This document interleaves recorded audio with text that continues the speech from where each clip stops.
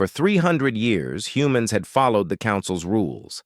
Every time they wanted to build a new colony, they needed permission. Every time they designed a new warship, the Council had to approve it first. Every time they wanted to expand into a new star system, they had to ask the older alien races who had been in space for thousands of years before Earth even knew aliens existed. Captain Derek Hayes stood on the bridge of his ship, the Vigilant. It was a patrol cruiser, deliberately made weak by the treaties humans had signed. The weapons were limited. The shields were basic. The Council had made sure that human military ships could only defend themselves, never attack. It was humiliating, but humanity had accepted these terms when they joined the Galactic Council in 2247. Lieutenant Karen Price looked up from her console, her face pale. "Captain, we have a distress call from Mining Station 7. They are under attack." Derek felt his stomach tighten. "Who is attacking them?" "The Zathran Sovereignty. 3 of their heavy cruisers just appeared and started firing. No warning, no communication. They just started killing our people." The Zathran were reptilian aliens, one of the founding members of the Council. They had been eyeing the human mining operations in the Kelvar system for years. They claimed the system belonged to them by ancient rights, even though humans had been there first and built everything from scratch. "Get me Ambassador Gregory Walsh at Council headquarters," Derek ordered, "and prepare to jump to Station 7's location." Karen hesitated. "Sir, the Council protocols say we have to wait for authorization before we engage another member species in combat." Derek's jaw clenched. "Those protocols assume the other species is not actively murdering our people. Jump us in, now." The Vigilant arrived at Mining Station 7 to find it already dying. The hull was torn open, venting air into space. Bodies floated in the debris. The 3 Zathran cruisers circled the wreckage like predators, still firing their weapons into what remained of the station. "Sir, the Council is ordering us to stand down," Karen said, her voice shaking with anger. "They say this is a territorial dispute that must be resolved through diplomatic channels." Derek watched another section of the station explode. He knew hundreds of miners and their families were dying while the Council held meetings and debated procedures. "Open a channel to the Zathran vessels." "Channel open, sir." "Zathran ships, this is Captain Derek Hayes of the Terran Union. Stop firing immediately and leave this system." The response was laughter, harsh and mocking, followed by weapons fire aimed directly at the Vigilant. Derek's ship shook as plasma bolts struck the shields. "Return fire," he ordered. "Target their weapon systems." The Vigilant fought back, but the difference in power was obvious. The Zathran ships were built for war. Human ships were deliberately kept weak by treaty. Derek's crew did their best, scoring a few hits on the lead cruiser, but they were outgunned, and everyone knew it. "Sir, Admiral Peter Grant is calling from Fleet Command on Earth," Karen announced. "Priority 1. The Admiral's weathered face appeared on the screen. "Captain Hayes, withdraw immediately. The Council has threatened sanctions if you continue fighting the Zathran. Admiral, our people are dying here." "I know." The pain in Grant's voice was clear. "But if you keep fighting, the Council will declare humanity in violation of the treaties. They could blockade Earth. They could destroy our colonies. We do not have the strength to fight them all." Derek looked at the ruins of Mining Station 7. He looked at the Zathran cruisers preparing for another attack. Then he looked at his admiral and understood what was being asked of him. "Understood, sir." He ended the call and turned to his crew. "Take us out of here." As the Vigilant limped away, damaged and defeated, Derek watched the Zathran ships return to destroying what little remained of the mining station. The final count would be 847 dead, men, women, and children, massacred while humanity's military stood by and watched, powerless to help. It was the 14th such incident in the past year. Each time the Council had talked and debated and done nothing while human colonists died. The official position never changed. Territorial disputes must be resolved through proper channels. Junior member species like humanity needed to show patience and respect for the established galactic order. That night, emergency meetings happened across human space. On Earth, the government met behind locked doors. In the colonies, military commanders held their own councils. In the Fleet Command bunker deep beneath Geneva, Admiral Grant gathered his top officers. "Kelvar was the last one," Grant said, his voice hard. "The Council will never treat us as equals. To them, we will always be the children who need to know their place." Commodore Linda Shaw commanded the Third Fleet. She nodded slowly. "The question is what we do about it. We are outnumbered. We are outgunned. Our ships are patrol boats compared to Council warships." "Our treaty ships are," Grant agreed. "But we have been preparing for this day since long before Kelvar. In fact, we have been preparing since the first time they told us our military was too strong and needed to be limited." He activated a display showing a massive shipyard hidden beyond Pluto. Dozens of ships under construction filled the screen. These were not the weak patrol cruisers the galaxy knew. These were true warships, designed in secret. "For 50 years, we have been building a real fleet," Grant continued. "Ships that violate every limitation the Council forced on us. Weapons they do not know we have developed. We kept it secret because we hoped we would never need it." Admiral Kate Morrison spoke next. Her daughter had died at Kelvar. "Hope is dead. The question now is whether we have the courage to do what must be done." Grant looked around the room. He saw anger. He saw determination. He saw people who had been pushed too far. "I have spoken with President Helen Carter," he said. "She has authorized Operation Reckoning. In 72 hours, humanity goes to war with the Galactic Council." The room erupted in discussion. Grant raised his hand for silence. "I know what we are risking. If we lose, Earth could be destroyed. Human civilization could end. But if we do nothing, we will spend the next 1,000 years watching our people die whenever it is convenient for the Council's powerful members." "What is the plan?" Commodore Shaw asked.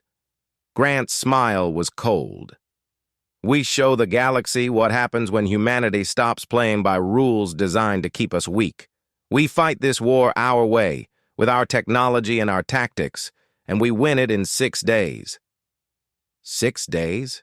Someone asked in disbelief. 6 days, Grant confirmed. Any longer, and the Council will fully mobilize against us.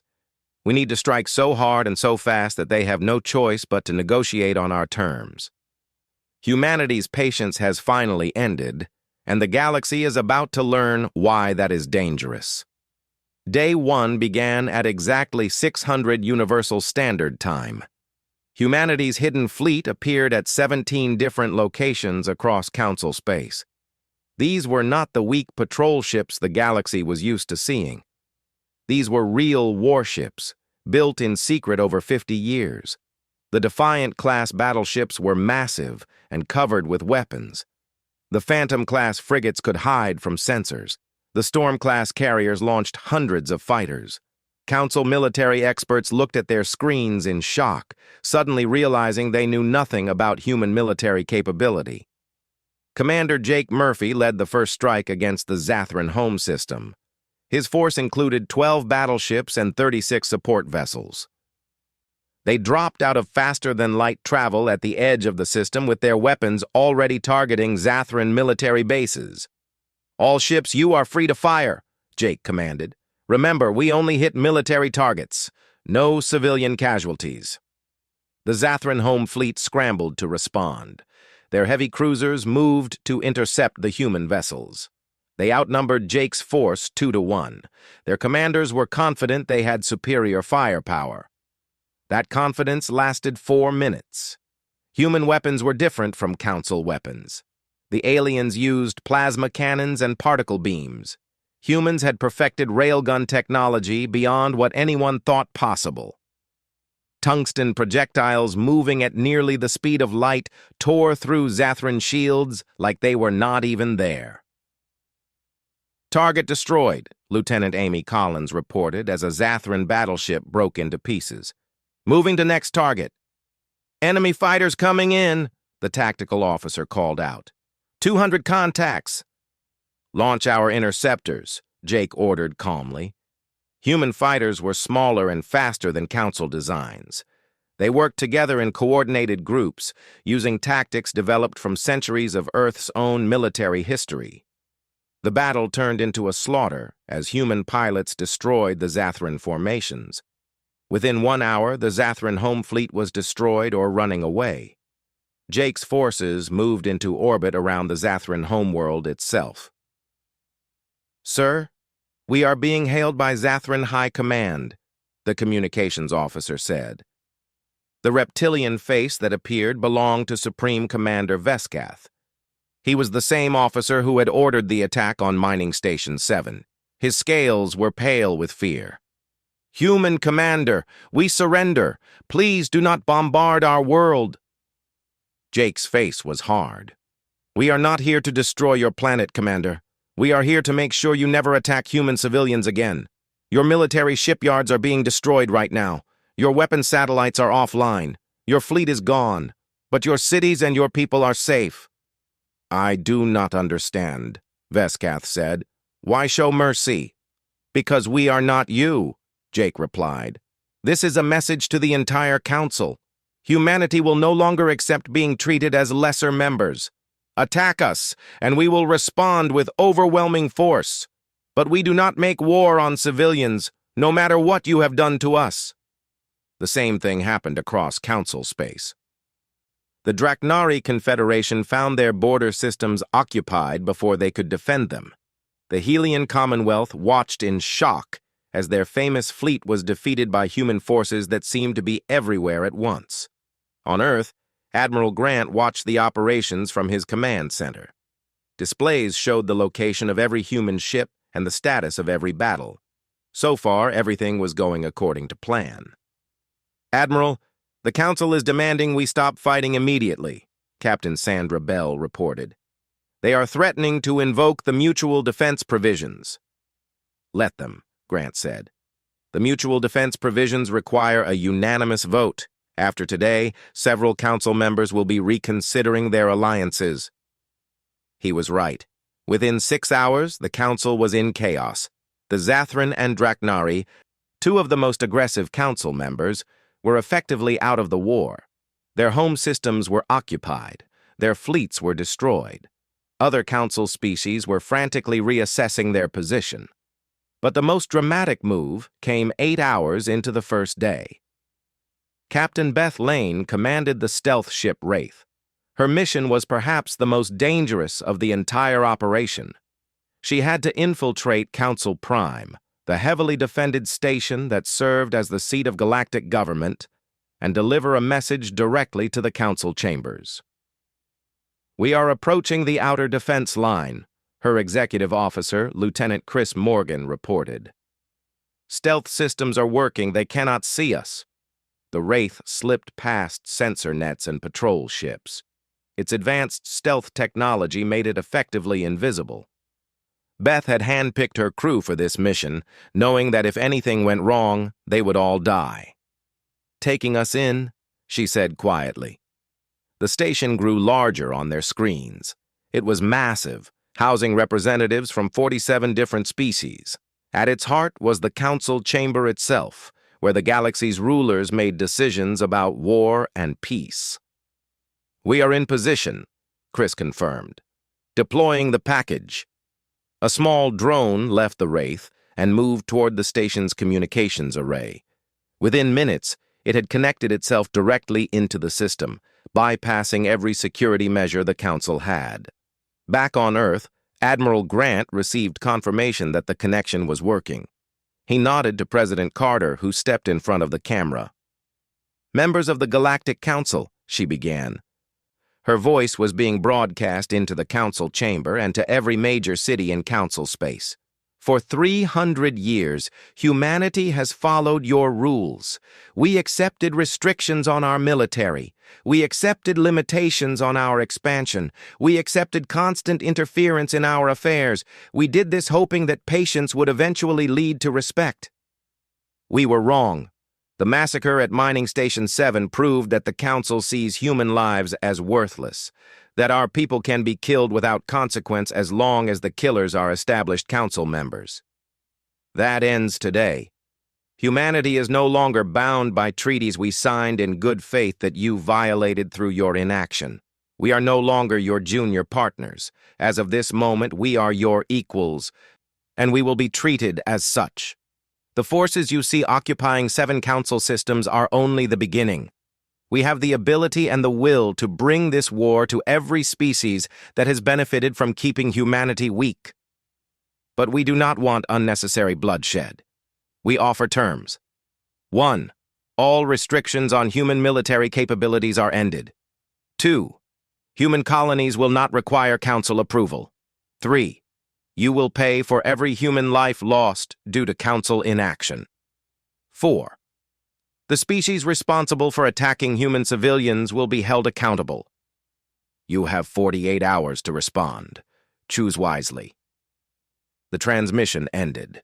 Beth immediately ordered the Wraith to retreat. They slipped away from Council Prime as silently as they had arrived, leaving behind a Council in complete chaos. Admiral Grant allowed himself a small smile. Day 1 complete. All objectives achieved. Casualties minimal. The Council will never accept those terms, Sandra pointed out.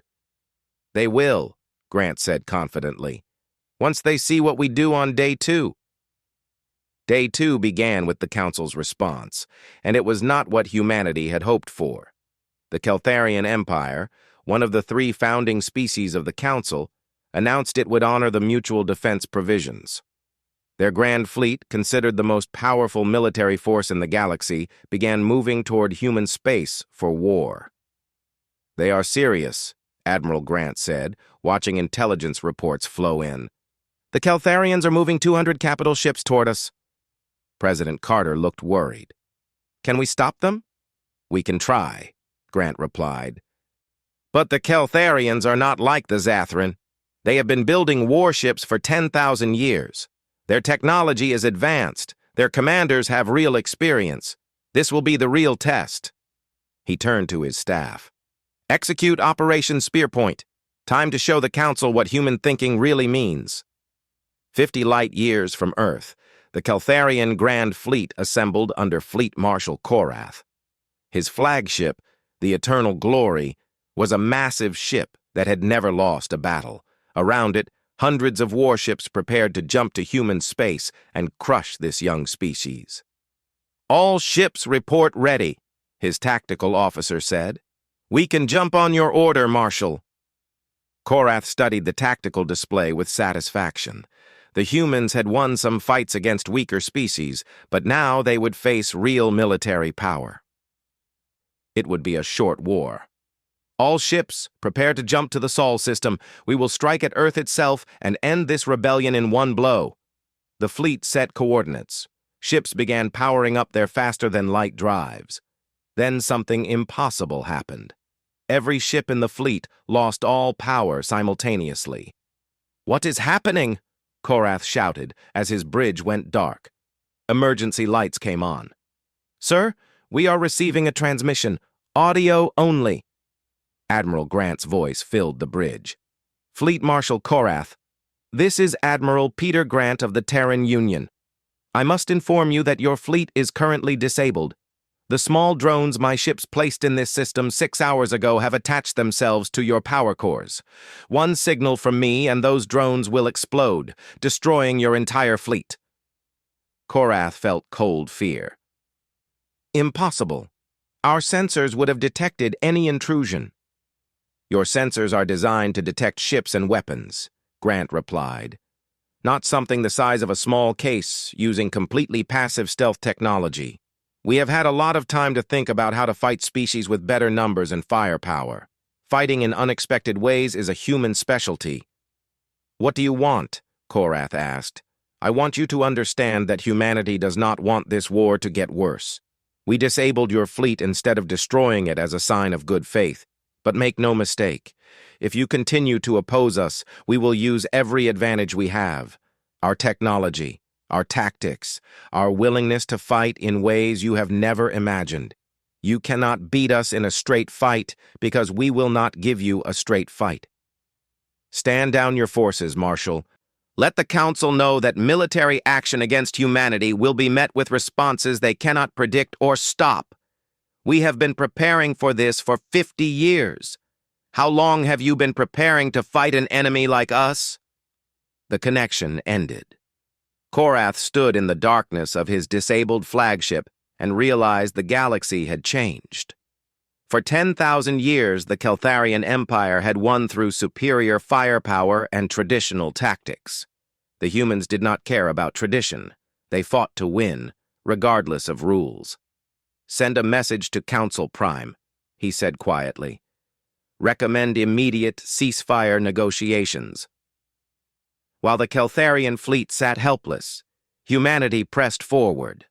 Strike teams hit communications centers, disrupting the Council's ability to coordinate. Stealth ships appeared in orbit around important Council worlds, not to attack, but to show that humanity could strike anywhere at any time. But the most important action of Day 2 happened at the Nexus Station. The Nexus was the galaxy's main trade hub, neutral territory where all species did business. It was supposed to be untouchable during war, protected by ancient treaties. Captain Roy Foster was about to change that. "Sir, we are approaching the Nexus," his navigation officer reported. "Multiple Council warships in the area. They are demanding we leave." Roy's ship, the Relentless, was one of humanity's new battleships. With him were 5 other capital ships and a squadron of fighters. It was powerful, but not enough to fight all the defenses around the Nexus. "Ignore their calls," Roy ordered. "Send our message on all frequencies." His communications officer, Lieutenant Kelly Stone, activated the transmission. "Attention Nexus Station and all vessels. This is Captain Roy Foster of the Terran Union Navy. As of now, the Nexus is under human control. All shipping to and from Council worlds is stopped until the Council agrees to our terms." The response was immediate chaos. The Nexus handled 70% of the galaxy's trade. Shutting it down would have economic effects that would hurt hundreds of worlds. "Sir, the station's defense force is powering weapons," the tactical officer reported. 12 cruisers and more than 30 destroyers. "Show them what we brought," Roy said calmly. The Relentless activated new defensive systems. Hundreds of small drones spread around the ship, forming a protective sphere. When the station fired, the drones intercepted the incoming weapons, creating a wall of explosions and electronic interference. "Return fire.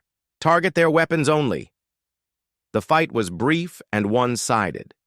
Human railguns, firing from beyond the range of Council weapons, systematically disabled every military vessel near the station.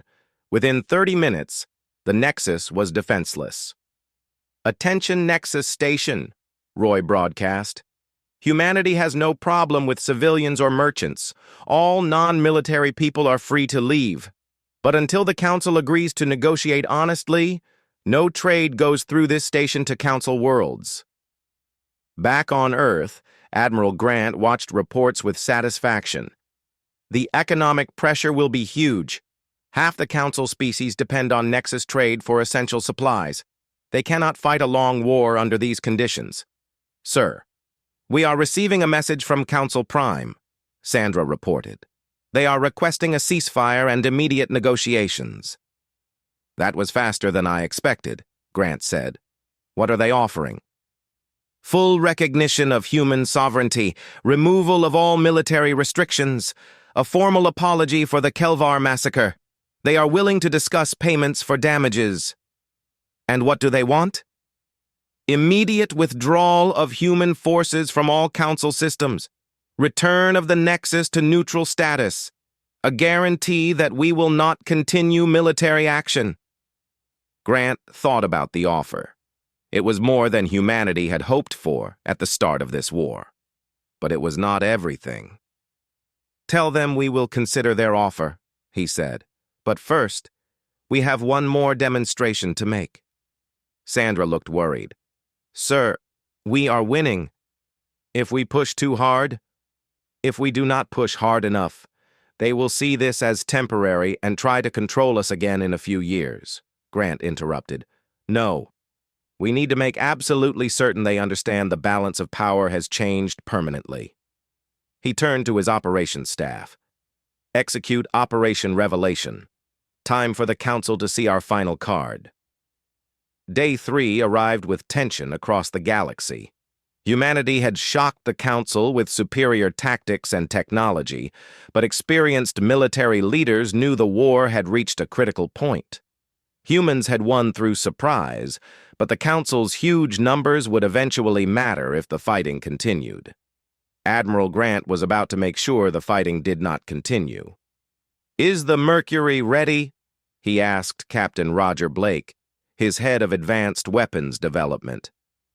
"Ready and waiting, sir," Roger confirmed, "though I still think using it is risky. If something goes wrong, we lose the war and probably our species," Grant finished. "But if we do not show overwhelming power, the Council will recover and hit us with everything they have. We need them so scared that surrender is their only choice." The Mercury was humanity's biggest secret. It was a weapon that had taken 20 years and the resources of a dozen research stations to build. It was based on technology the Council's scientists had said was impossible. Commander Nicole Adams stood on the bridge of the Mercury. Her ship was small, barely bigger than a normal frigate, but what it carried would change everything. "Captain, we are approaching the target coordinates," her navigator announced. "The Council monitoring station is tracking us." "Good," Nicole said. "We want them watching." The coordinates placed them in the void, empty space between galaxy arms.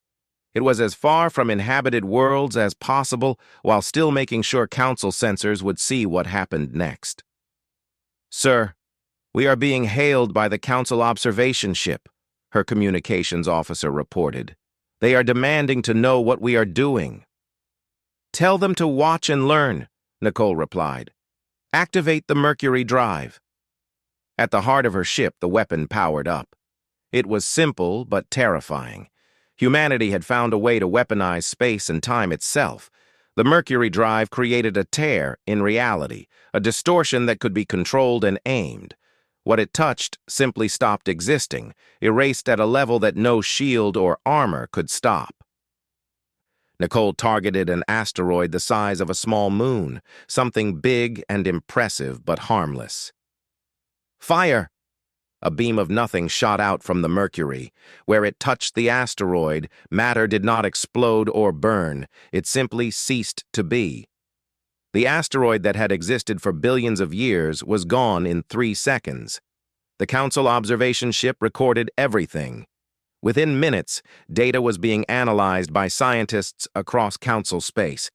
Their conclusions were the same and terrifying. Humanity had developed a weapon that could destroy anything regardless of defenses. Ships, stations, entire planets. All equally vulnerable. "Send the message," Nicole ordered. Her communications officer transmitted humanity's final offer to Council Prime. "Members of the Galactic Council, what you just witnessed is humanity's mercy. We could have shown this weapon on one of your worlds, but we chose not to. We are not conquerors. We are not killers. We simply demand to be treated as equals. The weapon you saw can be placed on ships, satellites, and installations hidden throughout the galaxy. You cannot find them all. You cannot defend against them. If this war continues, we will use them, not against civilians. We will never do that. But your military bases, your shipyards, your command stations, all are now targets for a weapon you cannot stop. This is humanity's final offer. Accept our terms, and this war ends with little bloodshed. Refuse, and we will destroy every military asset the Council has until you have no choice but to surrender. The decision is yours. You have 12 hours to respond. On Council Prime, the ruling body met in emergency session. The chamber held representatives from 47 species, but for the first time in history they shared one emotion: fear. Chancellor Vorin of the Keltharian Empire spoke first. His species had ruled the galaxy for thousands of years, but even he understood what this meant. This weapon changes everything. Even if we defeated the human fleet, we could never find all their weapon platforms. They have made themselves impossible to fully defeat.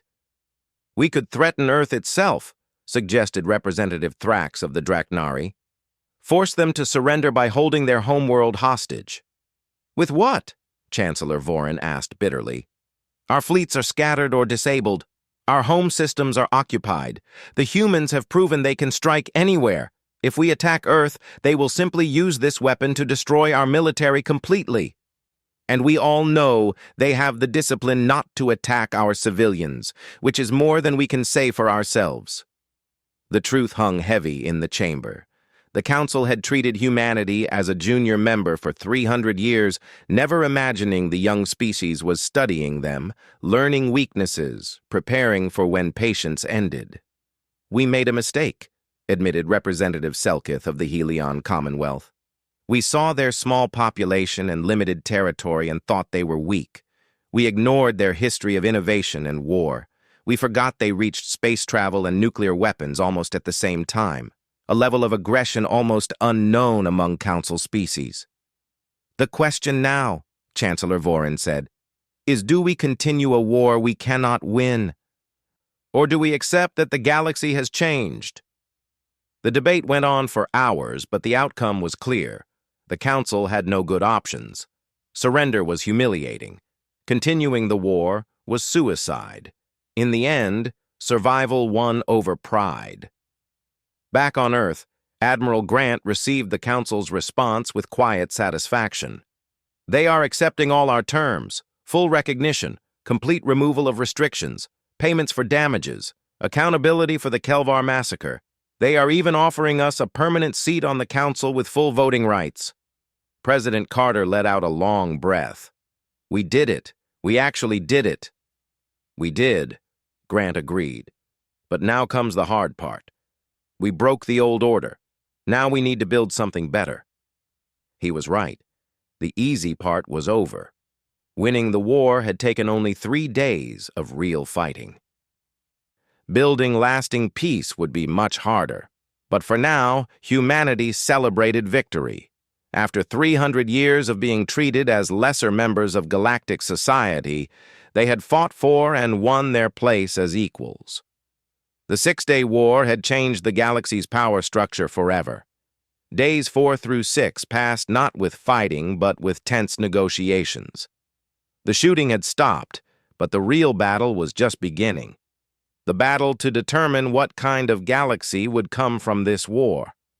Admiral Grant stood in his command center, watching as human fleets stayed in position across Council space. They were not leaving yet. Trust had to be earned, and humanity had learned that lesson the hard way.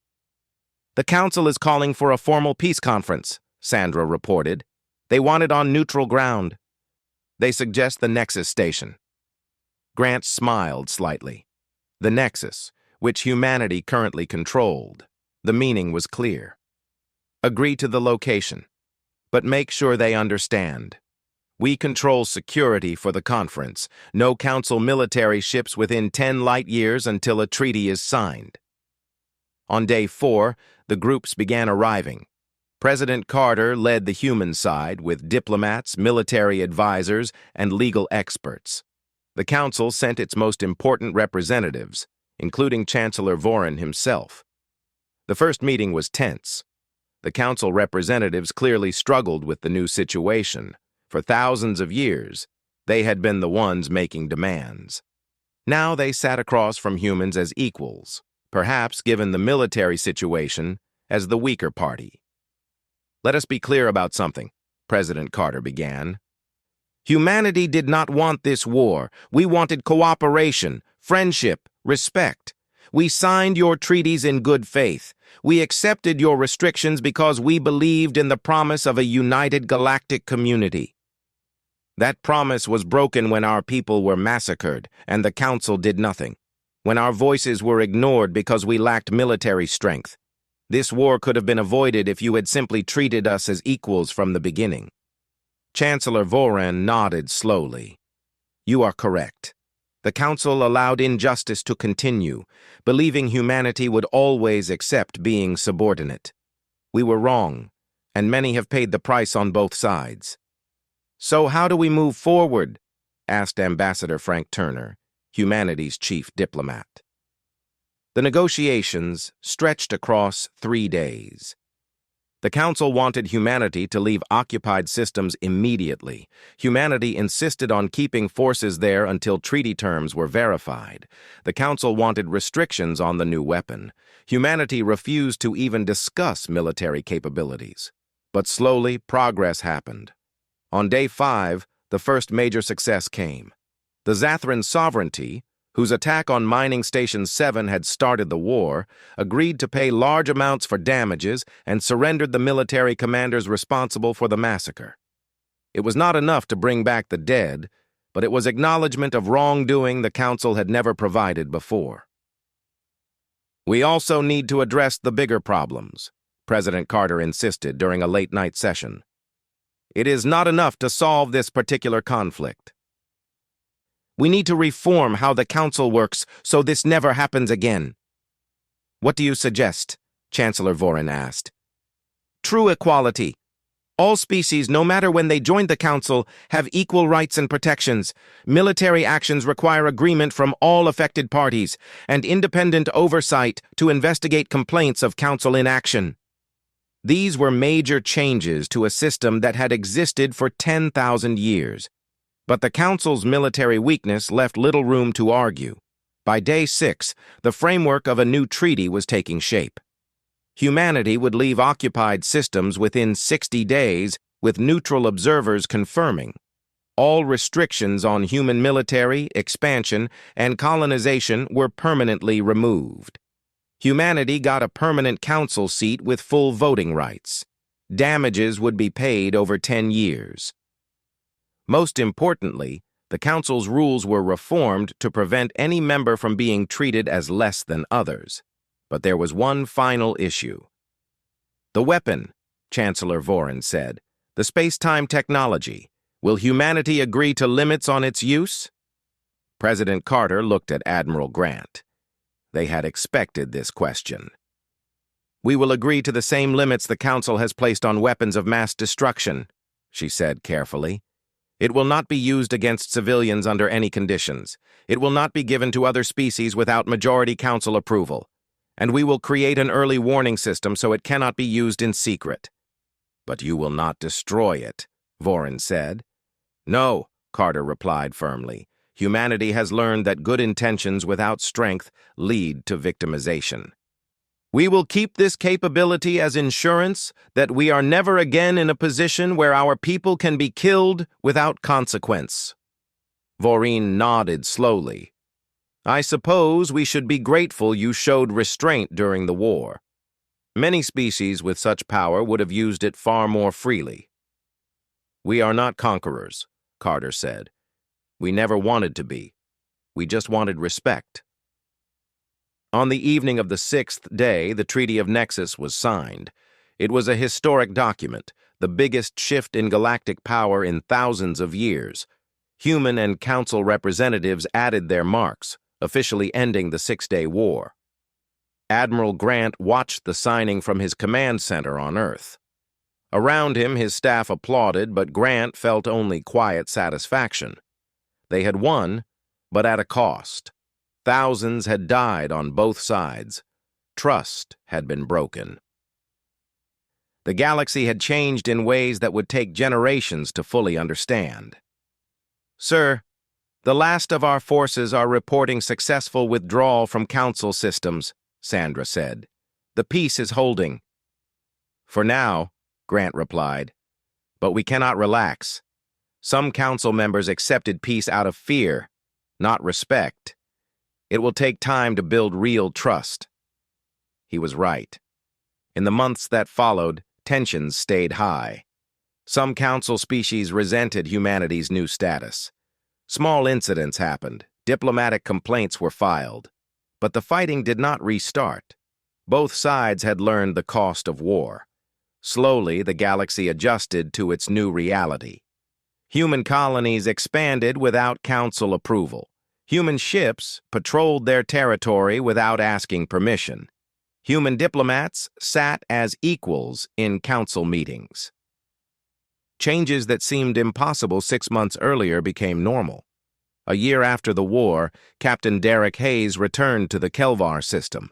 A new mining station was being built, protected by a real military force. "It feels strange," Karen Price said. She had stayed as his executive officer. "A year ago, we ran from this system unable to protect our people." "A lot has changed," Derek agreed. "We are not anyone's junior partners anymore." "Do you think it was worth it?" Karen asked. "All those lives lost, the risk we took. What if we had lost?" Derek thought about it. If we had lost, humanity would probably be a client state now, maybe even expelled from council space. But we did not lose. We showed the galaxy that humanity cannot be pushed around, that our patience has limits, that we will fight for what is right. "And the Mercury weapon? Do you think we will ever have to use it for real?" "I hope not," Derek said. "Deterrence only works if the threat is real, but never used." Grant understood that. He built something so scary that actually using it would make us monsters. But having it ensures no one tries to make us subordinate again. On Earth, President Carter stood before the Terran Union Parliament, giving her yearly address. "A year ago, humanity went to war to claim our rightful place in the galactic community. It was not a war of conquest or revenge. It was a war for recognition, for equality, for the basic right to be treated with dignity. We won that war, but winning is not the same as succeeding. We must now prove that humanity deserves the respect we demanded. We must be the species that treats others as equals, that honors treaties, that uses strength for justice rather than oppression. The galaxy is watching us, some with fear, some with anger, some with hope. It is our responsibility to show them that humanity's patience did not end because of cruelty or ambition, but because of deep commitment to principles we believe all thinking beings deserve. The 6-Day War changed the galaxy. Now we must make sure what we built in war can last in peace." Admiral Grant, now retired but still advising on military matters, watched the speech from his home in Geneva. Beside him sat his granddaughter, Emma, born just after the war ended. "Grandpa," she asked, "did you really think you could win against the whole galaxy?" Grant smiled. "No, sweetheart. I thought we might lose. I thought we might all die. But I also knew some things are worth risking everything for. Dignity, respect, the right to control your own fate. And you won." "We survived," Grant corrected gently. "Winning is what comes next. Building a galaxy where no species has to fight the war we fought, where patience is rewarded instead of exploited, where the strong protect the weak instead of controlling them." He looked out at the stars, thinking of all the worlds humanity could now reach freely, all the opportunities now open to his species. The 6-Day War had been brief, but its effects would echo through history. Humanity's patience had finally ended, and in doing so, they created a galaxy where patience might no longer be necessary, where equality was not a gift, but a right, where worth was measured not by age or military might, but by character and contributions. It was not a perfect galaxy. Old prejudices remained. New tensions emerged. The scars of war would take generations to fully heal. But it was a better galaxy than before. And that, Grant thought, made everything worthwhile. The 6-Day War had ended. The long work of peace had just begun.